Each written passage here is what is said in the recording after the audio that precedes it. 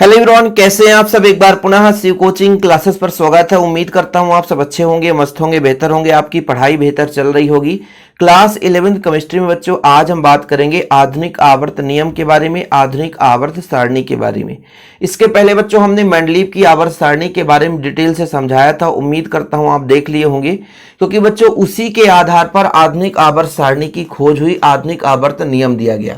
देखिए, तत्वों के आविष्कार के बाद उनके व्यवस्थित रखने का जो क्रम है लगातार जारी था। पहले डोबेराइनर का त्रिक सिद्धांत आया, फिर न्यूलैंड का अष्टक नियम आया, फिर लोथर मेयर का सिद्धांत आया, फिर मेंडलीव की आवर्त सारणी आई, फिर बच्चों 1913 में मोसले के द्वारा आधुनिक आवर्त सारणी बनाया गया और आधुनिक आवर्त नियम दिया गया।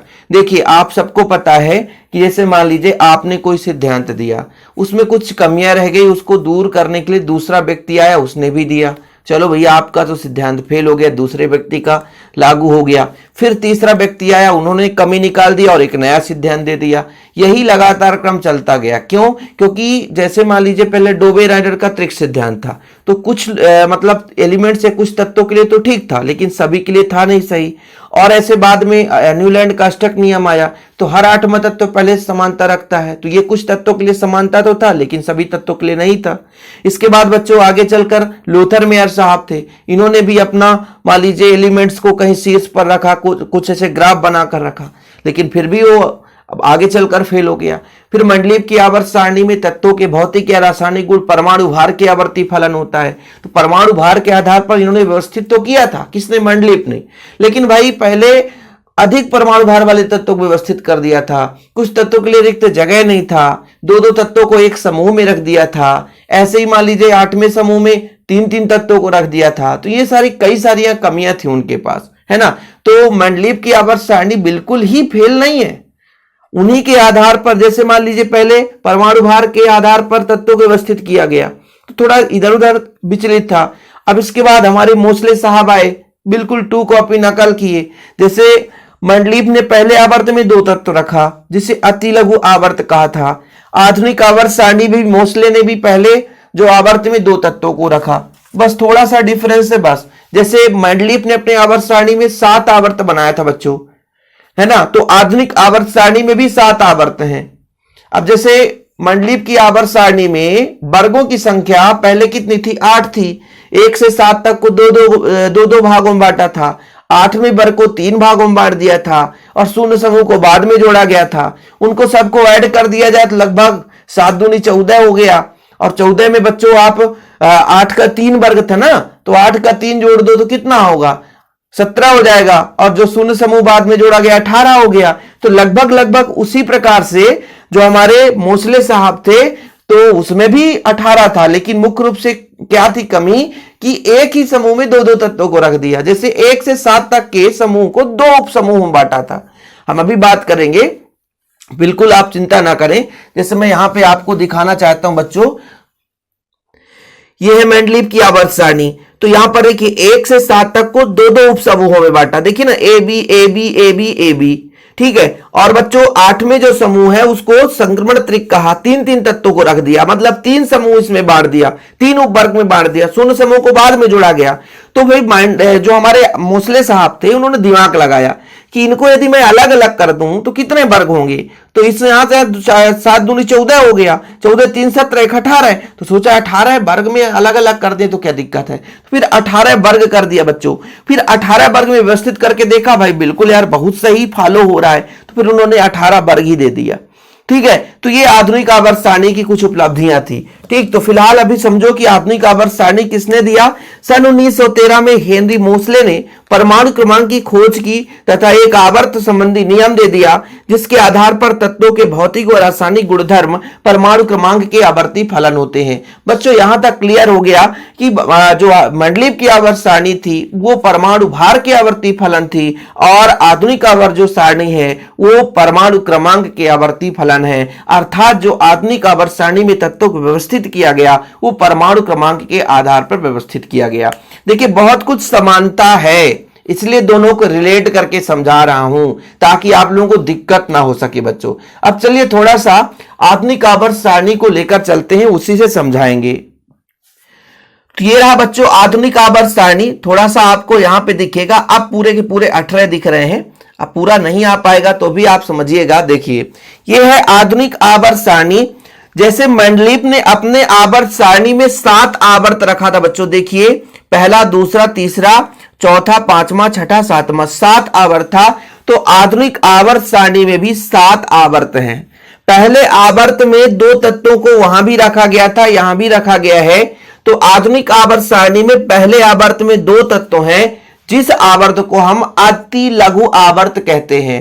पहले आवर्त में कितने तत्व बच्चों? 2 तत्व है, जिसे हम अति लघु आवर्त कहते हैं। दूसरे और तीसरे में 8 तत्व हैं, जिसे हम लघु आवर्त कहते हैं।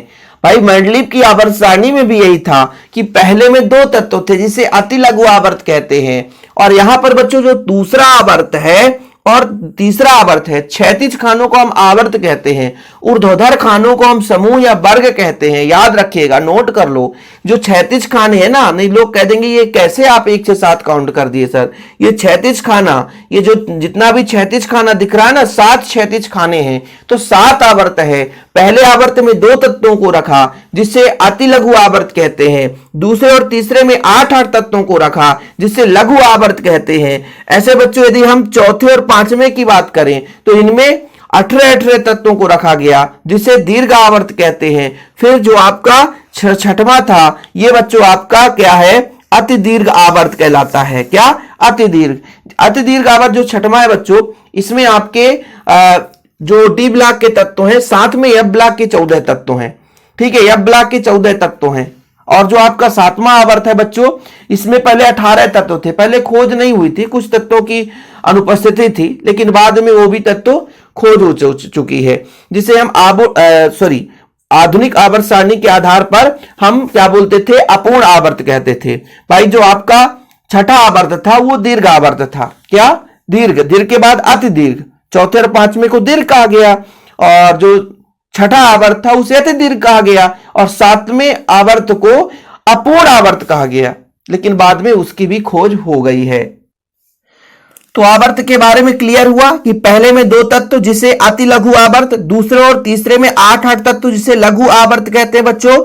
ठीक है, चौथे और पांचवें में 18 तत्व जिसे दीर्घ आवर्त कहते हैं। छठवें में आपके पूरे के पूरे 32 तत्व हैं, और बीच के 14 तत्वों को, लैंथेनाइड तत्वों को अलग रख दिया गया है। देखिए यहाँ पे सीरियम से ल्यूटेशियम तक, ठीक है, ये आपका अलग हो गया है।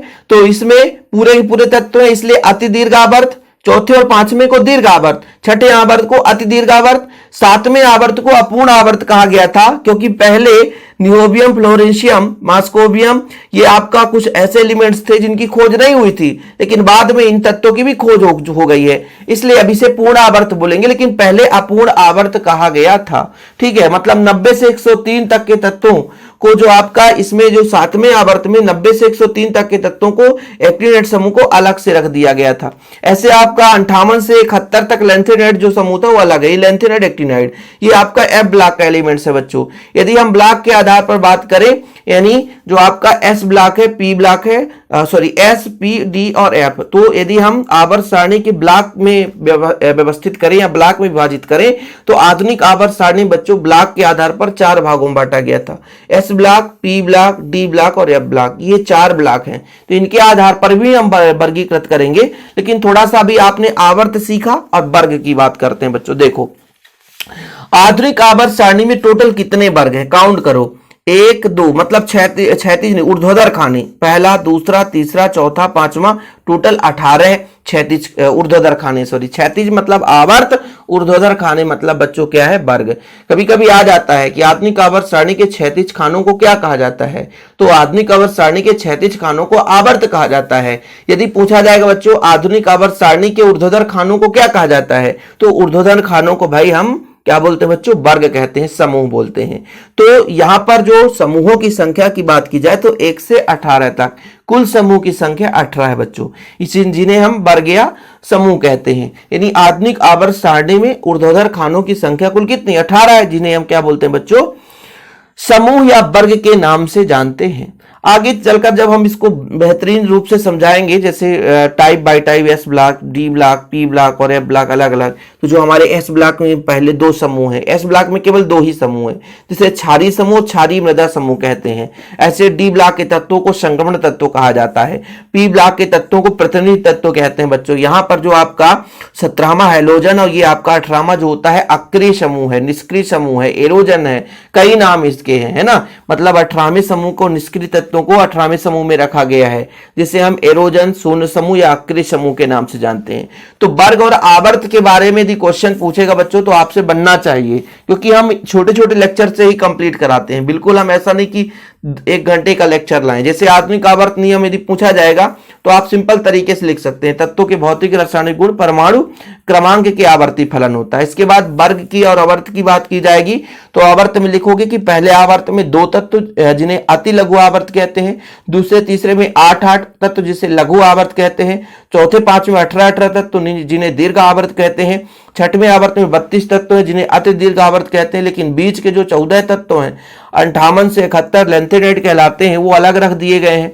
7वें आवर्त में 18 तत्व रखा गया था जिसे अपूर्ण आवर्त कहा गया, किंतु वर्तमान में सारी जो भी एलिमेंट्स है उनकी खोज हो चुकी है और इनके बीच का जो 14 तत्व है 90 से 103 तक वो एक्टिनाइड में रखा गया।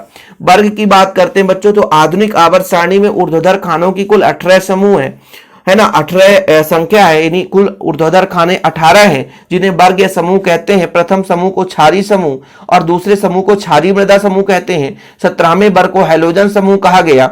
निष्क्रिय तत्वों को 18वें समूह में रखा गया जिन्हें समूह शून्य समूह या एरोजन समूह या अक्रिय समूह कहा गया।